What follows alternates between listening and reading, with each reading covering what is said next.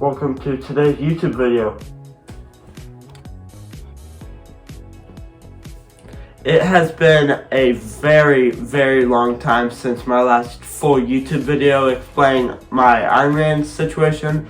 So today I'm going to be explaining to you what kind of happened, why I haven't been uploading as much, and why I've decided to no longer go with Star Boost. So last video I had been talking about how I printed this helmet, and since then I've decided to make a new Iron Man suit.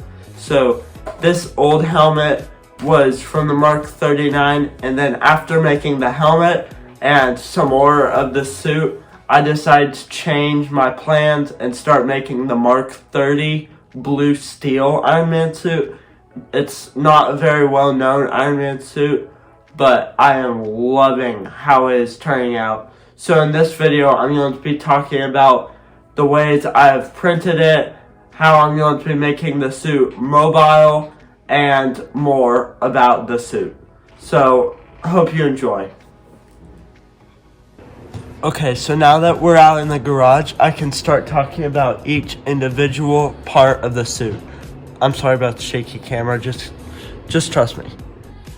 Okay, so here is all the pieces of the suit that I have printed right now.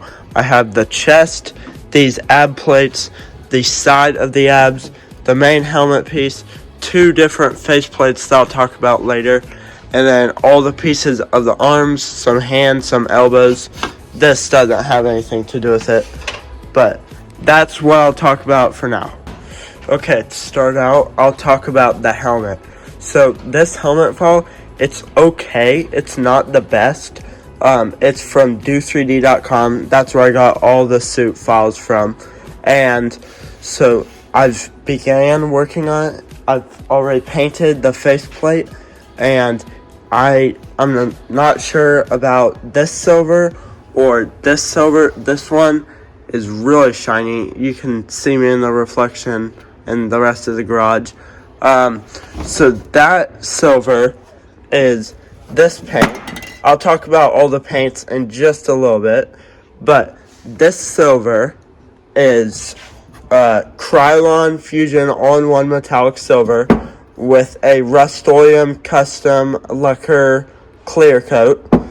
So I right now prefer this one. It's still shiny, it's just not as shiny as this one. This cannot have a clear coat for whatever reason. The Rust-Oleum clear coat just doesn't work on this, and this, it works amazing. Like this, there's still some layer lines. It's not perfectly smooth. This has no layer lines.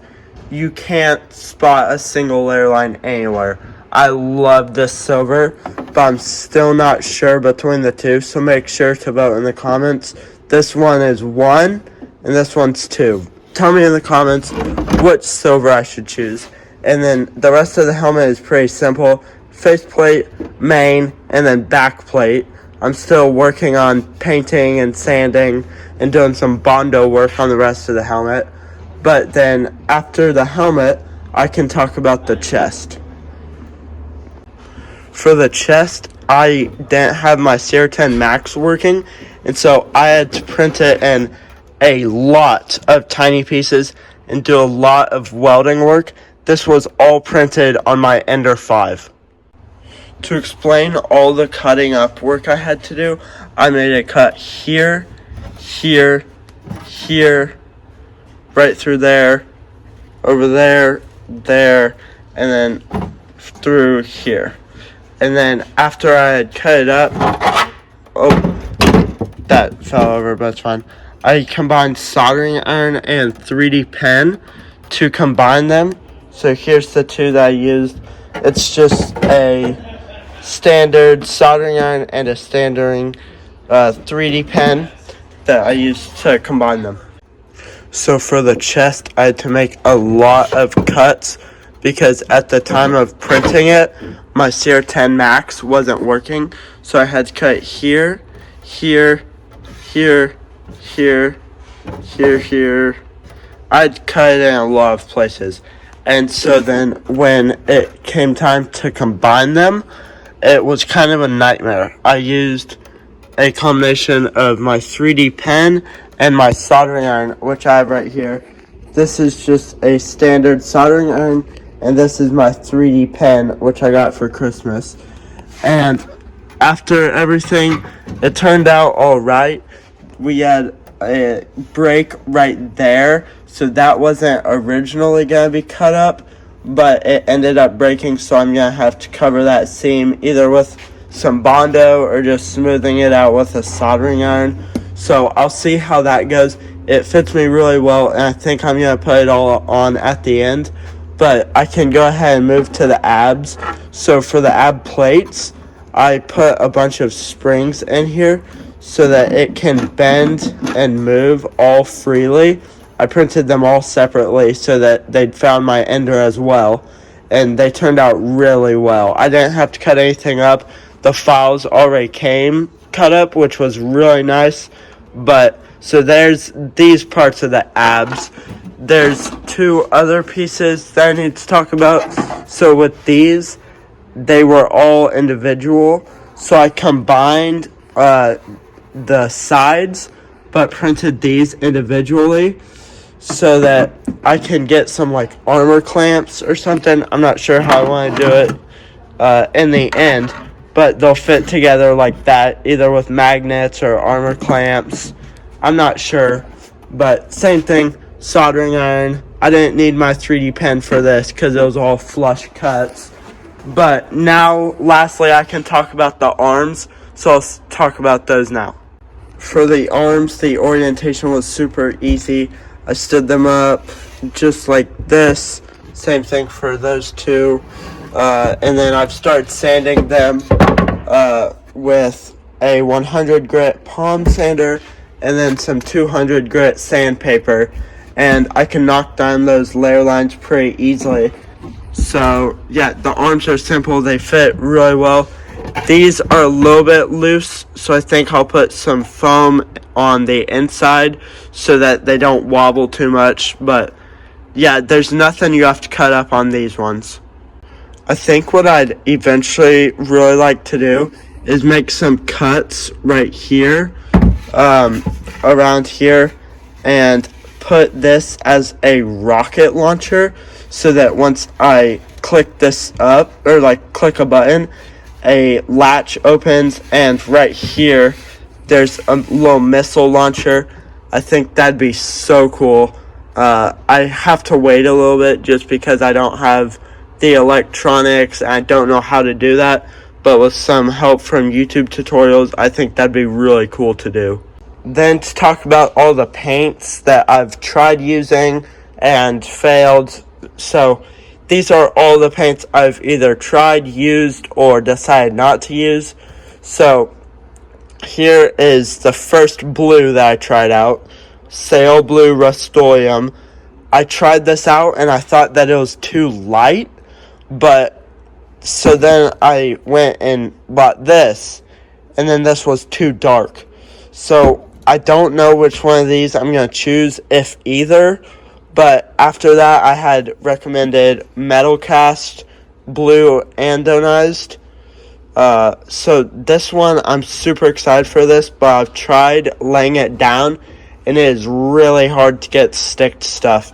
Even when I use the Duplicolor Scratch Filler Primer, this does not want to stick to my prints. It just runs right off. So I'm going to keep working with this.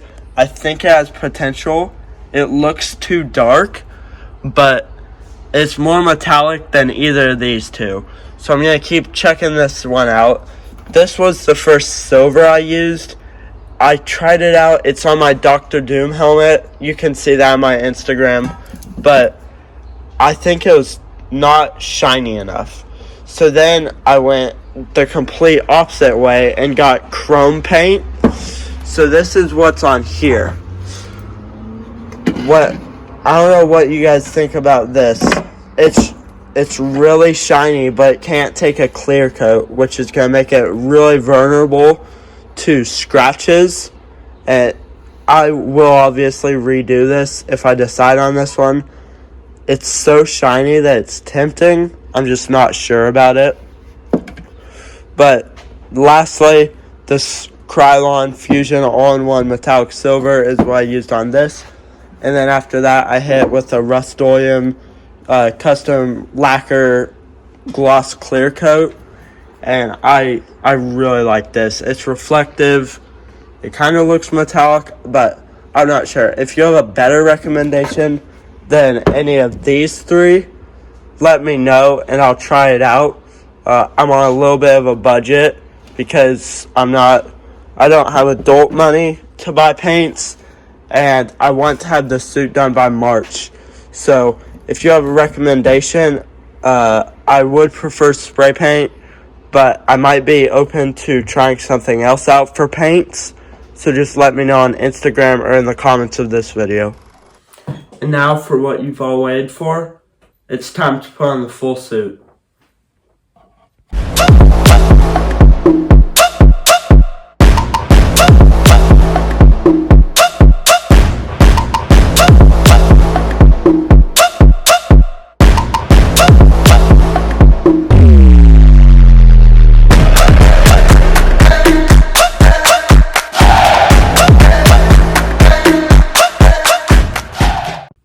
Okay, so that's it for today's video. Thank you all for watching, and hope you liked the video.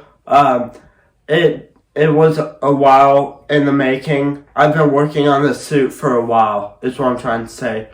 Because I quit Starboost in October when I started working on Snake Eyes. If you haven't heard or seen about Snake Eyes, it's on my Instagram. I've posted about it on there. But basically someone commissioned me to do a suit, and I kind of got sidetracked and forgot about Starboost. And so when it came time to either start working on Starboost again or get a new suit, I decided to go with a new one, and I threw away the old pieces of Starboost and started printing this Mark 30. So I've been working on it for a while. What is that? Since October? 5 months, I think. That's probably wrong, but it's been a while since I last updated on Iron Man, so hopefully this was a good update. If you guys want me to do another video talking about actually painting it or sanding it or how I oriented everything, just let me know. There is obviously going to be another part covering the bottom half of the suit, because right now I only have the top and the arms and the helmet.